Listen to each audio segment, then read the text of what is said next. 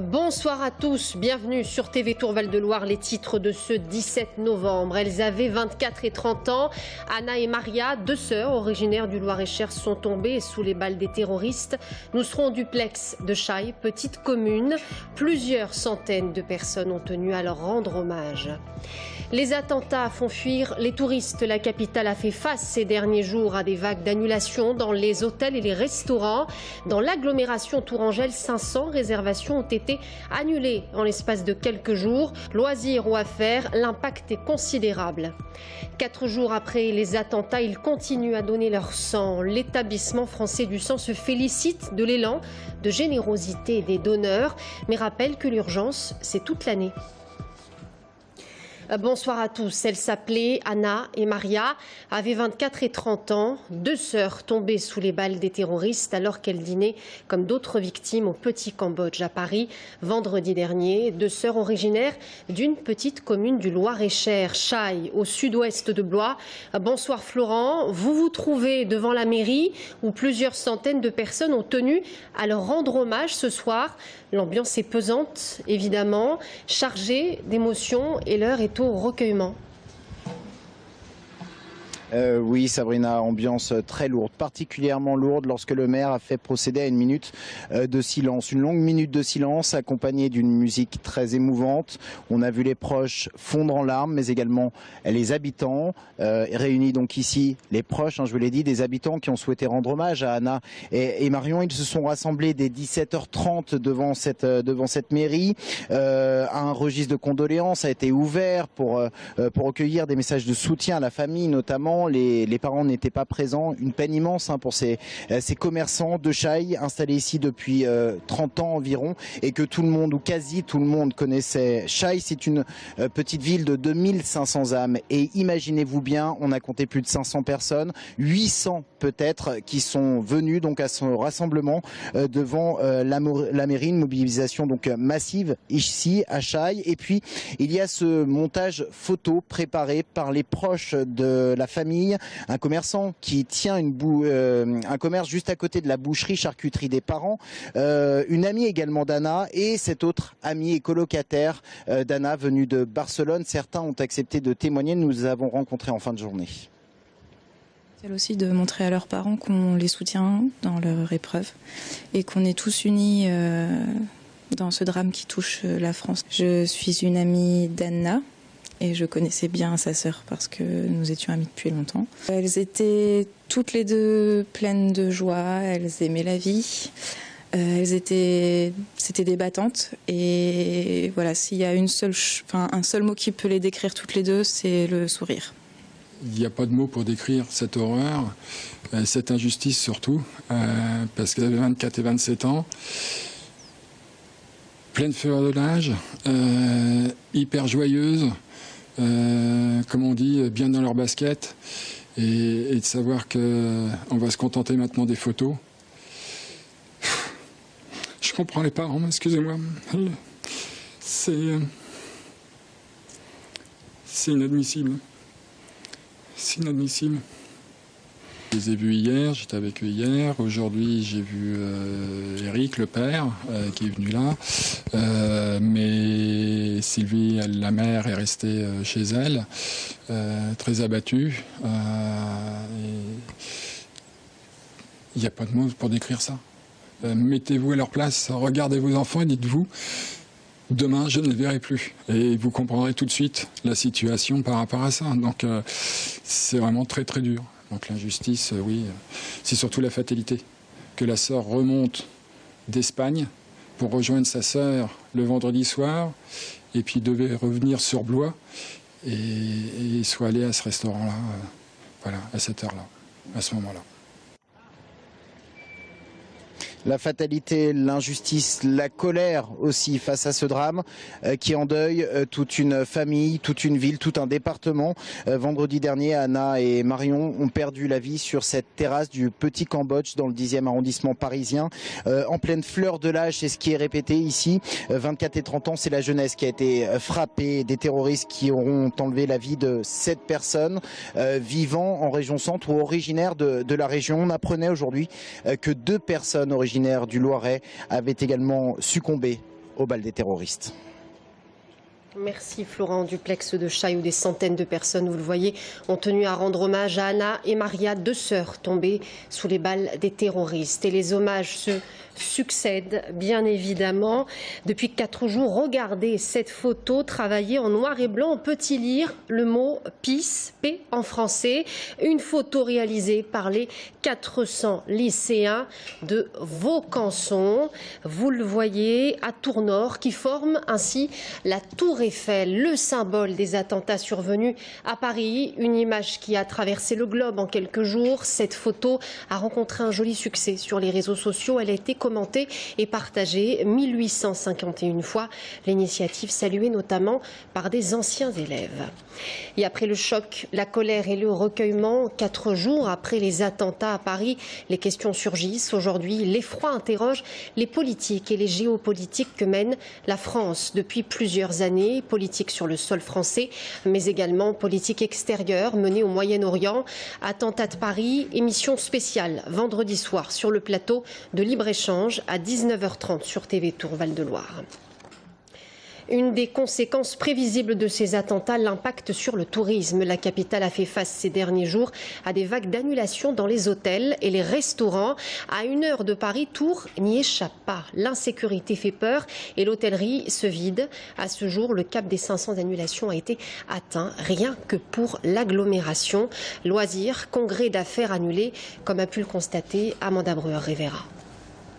Le sentiment d'insécurité a fait chuter de 20% les réservations de 7 hôtels tourangeaux. Ces annulations touchent aussi bien les voyages de loisirs que d'affaires. Nous avons perdu plus de 130 chambres avec plus de 10 000 € de chiffre d'affaires en 2 jours seulement. Ce qu'il faut savoir, c'est que ça va aller impacter aussi le mois de décembre, parce que là, ce sont que des annulations pour le mois de novembre. Ça va impacter aussi décembre, janvier, février et sans doute une bonne partie de l'année, malheureusement, 2016. Plus de 500 réservations ont été annulées au niveau de l'agglomération. Le président du club hôtelier craint que le cap des 1000 résiliations ne soit franchi rapidement. Ces retraits à chaud ne sont pour l'instant pas compensés par d'autres achats de nuits d'hôtel. Le week-end a été plutôt normal pour l'Office du tourisme, à l'exception des inquiétudes des touristes sur les conditions de sécurité et l'ouverture des sites. Mais dès hier, un sentiment diffus d'insécurité plane. Et même s'il est difficile de se prononcer sur la suite des événements, un premier signal a tourné au rouge. On a constaté, en tout cas dans les réservations, qu'on n'avait plus de réservations en ligne de la part de clientèle étrangère depuis vendredi soir. Pour nous, c'est un signe parce que habituellement, même à cette période de basse fréquentation de la Touraine, nous avons des réservations qui proviennent du monde entier. Aujourd'hui, ça n'est plus le cas. Donc il y a certainement des gens qui ont dû repartir et qui ne sont plus en vacances en Touraine. À ce jour, 70 touristes états-uniens, japonais et italiens ont annulé leur séjour dans la région. Mais l'Office refuse d'être alarmiste et attend le retour de la saison touristique pour voir si la France et la Touraine ont réellement perdu de leur attractivité. Et si les touristes font marche arrière, les professionnels hésitent eux aussi à se rendre à Paris ces derniers jours. Au lendemain des attentats, les désistements se sont multipliés. Les voyages professionnels ont nettement diminué, mais la reprise s'opère timidement. Romain Delville.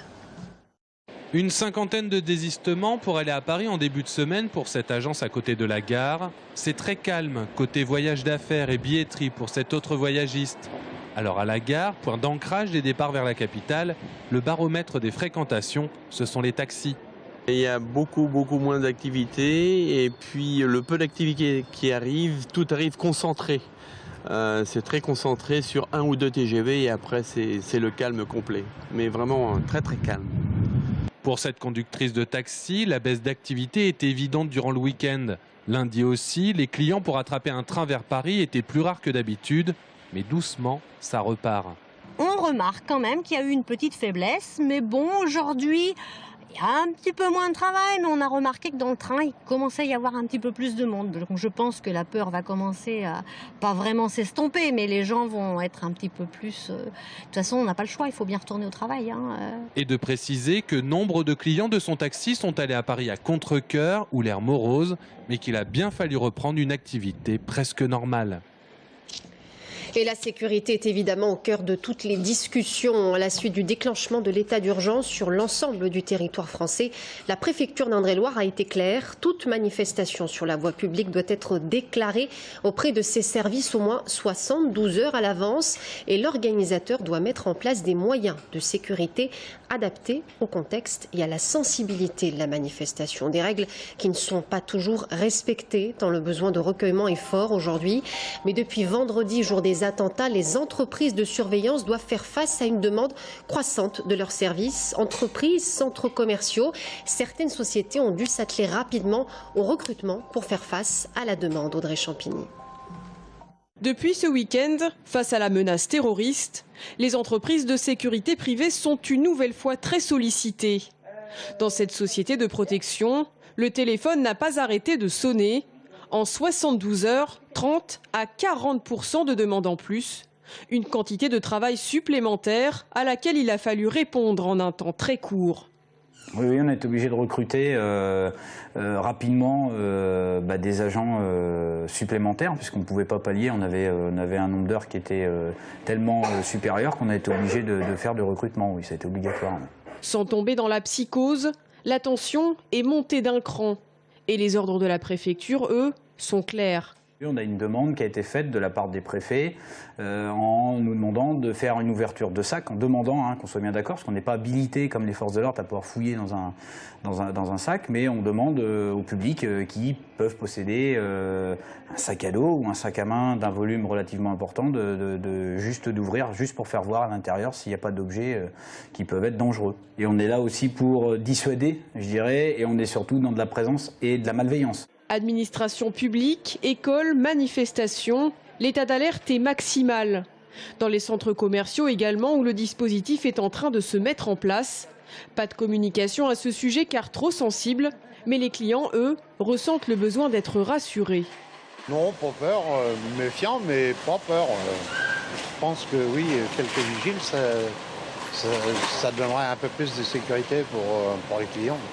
Si à l'époque des attentats de Charlie Hebdo, les choses étaient retombées au bout de 15 jours, la plupart des sociétés de protection s'accordent à dire que cette fois-ci, la tendance est différente et que le recours à la sécurité privée est parti pour durer. Et dans un tout autre domaine médical, cette fois, l'établissement français du sang a dû lui aussi faire face à des nécessités. En quelques jours, les donneurs se sont bousculés aux portes de l'hôpital Bretonneau, notamment, pour donner leur sang dans l'urgence. Des besoins heureusement satisfaits aujourd'hui. Mais l'établissement français du sang le rappelle, l'urgence, c'est toute l'année. Loïc Argili.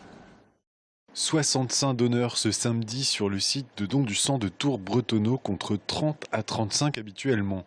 Les attentats de vendredi dernier ont bien évidemment créé un élan de solidarité chez les citoyens tourangeaux, comme à travers tout le pays. Je l'ai donné déjà à plusieurs reprises, mais c'est vrai que les événements ont fait qu'aujourd'hui j'ai pris plus particulièrement le temps de le faire aujourd'hui. Il y en a besoin, j'ai envie de dire, avec les événements qui s'est passé ce week-end. En voyant les médias ce matin, j'ai vu qu'il manquait de sang, donc je suis venu donner mon sang, quoi. Une grande majorité des donneurs sont des habitués et pour eux, le don du sang, c'est une philosophie et un engagement qui ne traduit pas simplement une réaction aux attentats parisiens. Moi, je donne mes plaquettes depuis 85 très régulièrement. Donc là, j'avais un rendez-vous qui avait été pris avant les événements de ce week-end. Ça fait déjà plus de 30 ans que je donne mon sang. Dans la famille, mon père le donnait, mes filles le donnent aussi. Je dirais que ça va de génération en génération, c'est un devoir pour moi. Les besoins urgents de sang liés aux événements ont été satisfaits. Toutefois, pour les équipes de l'établissement français de don du sang, il est très important que les citoyens restent mobilisés. On invite les donneurs à venir donner, ça c'est sûr, mais à venir donner dans les jours et dans les semaines qui viennent. Il n'y a pas d'urgence à venir donner son sang. Par contre, le don du sang, c'est toute l'année qu'il faut y penser. Toute l'année, il y a des malades, il y a des accidents de la route, il y a des personnes qui ont besoin d'être transfusées, donc il faut penser au don du sang. Les collectes de sang vont se poursuivre normalement sur le site du CHU de Bretonneau, comme pour les collectes mobiles. Pour plus d'informations, n'hésitez pas à vous rendre sur le site internet dondusang.net ou à contacter l'établissement français du sang le plus proche de chez vous. Attentat de Paris, plusieurs questions se posent inévitablement. On en parle avec Juliette Grange, professeure de philosophie politique à l'université François Rabelais de Tours. A tout de suite.